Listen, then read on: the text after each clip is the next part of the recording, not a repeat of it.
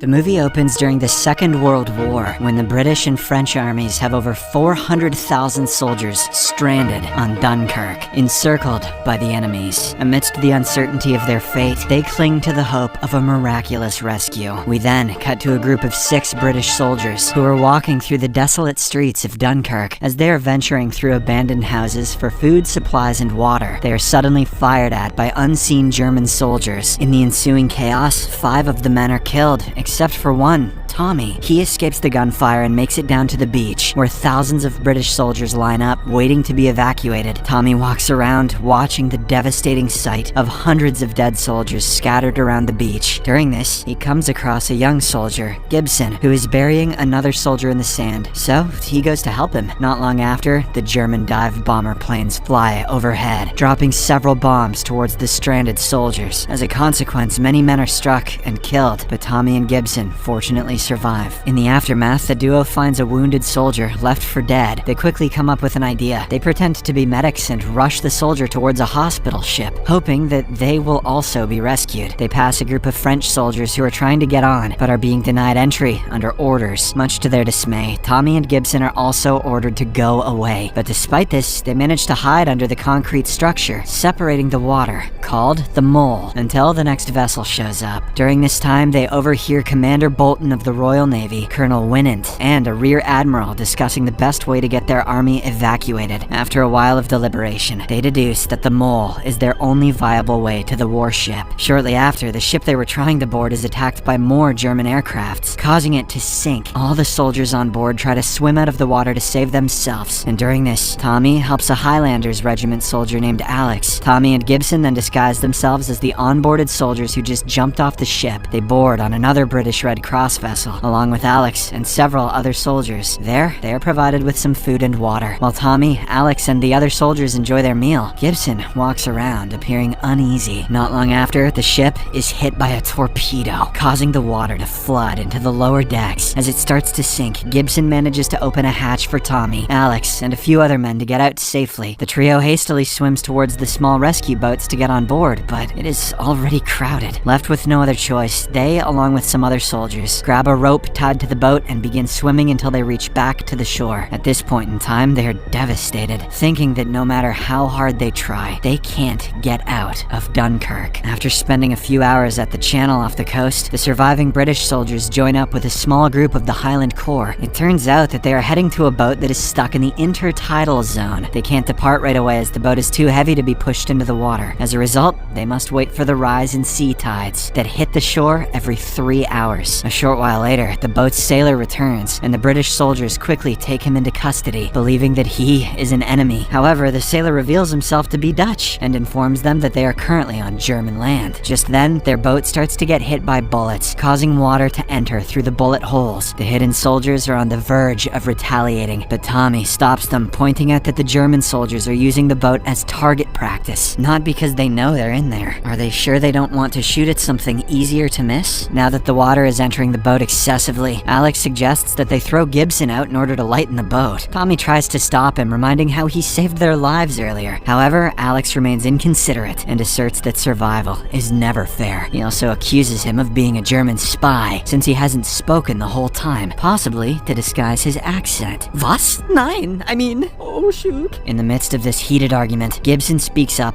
for the first time. He reveals himself to be French and that he took the identity of the British soldier he buried, hoping to be evacuated in the first place. Moments later, the boat floats out of Dunkirk, but it soon starts to sink. The soldiers hastily attempt to patch up the bullet holes, but to no avail. In a desperate attempt to save themselves, they swim out of the boat, but unfortunately, Gibson gets entangled in a chain and tragically ends up drowning. The scene then cuts to England, where the Royal Navy starts taking over private boats in an effort to rescue the soldiers stranded at Dunkirk. In Weymouth, a civilian sailor named Dawson and his son Peter decide to take the matter into their own hands rather than handing over their vessel to the authorities. They set out in their boat Moonstone, and their young helper George joins them on impulse, assuring that he can be of good use to them. On their way towards Dunkirk, they come across a sunken British ship with a shivering, shell-shocked soldier sitting on its top. They slowly approach the wreckage and pull the soldier on board. Dawson asks his name, but the latter is silent. He instead panics and tells them to turn around. ground. Get me back to land. I have a bomb to build. However, Dawson refuses to do so, claiming that they are on the mission to save as many soldiers as possible. When the soldier keeps on insisting, Peter locks him up in a compartment, but he escapes through a small opening and demands that they turn the boat around. When the three of them remain adamant, the desperate soldier tries to wrest control of the boat. Amidst their scuffle, the soldier pushes George, causing him to fall into the lower deck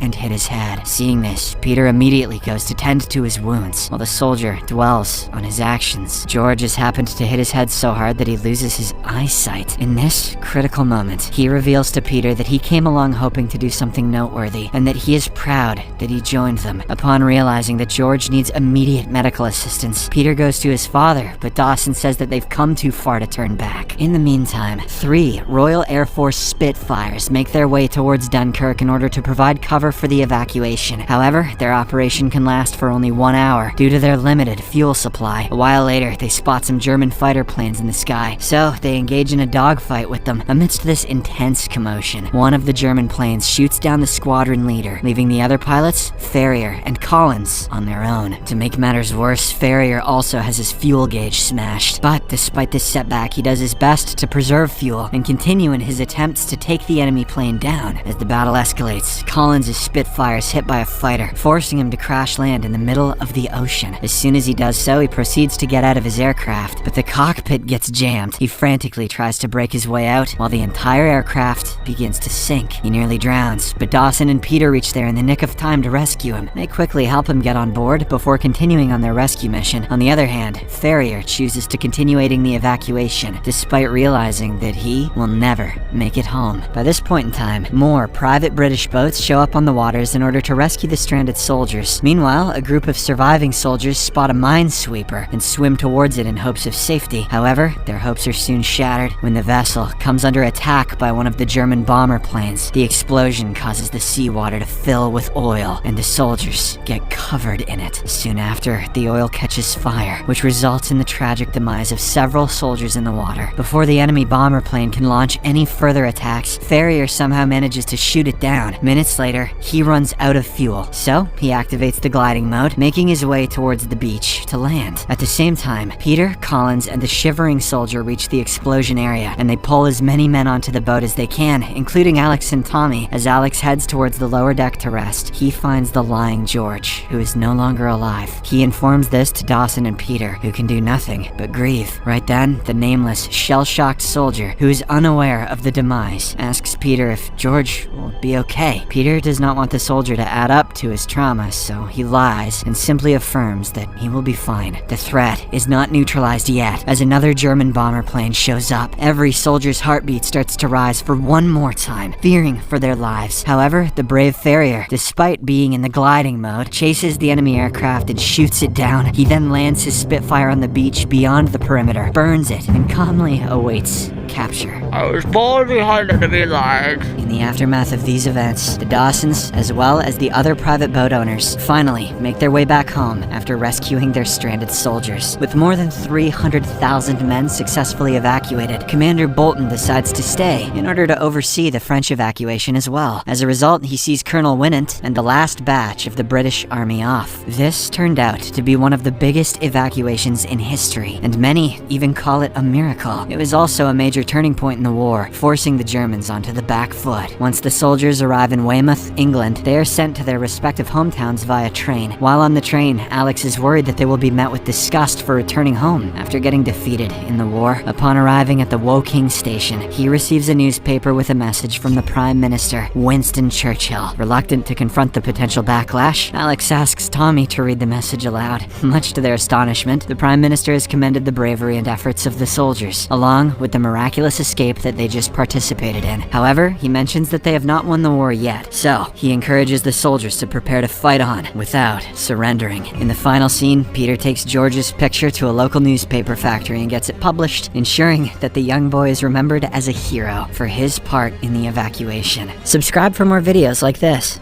Turn on notifications.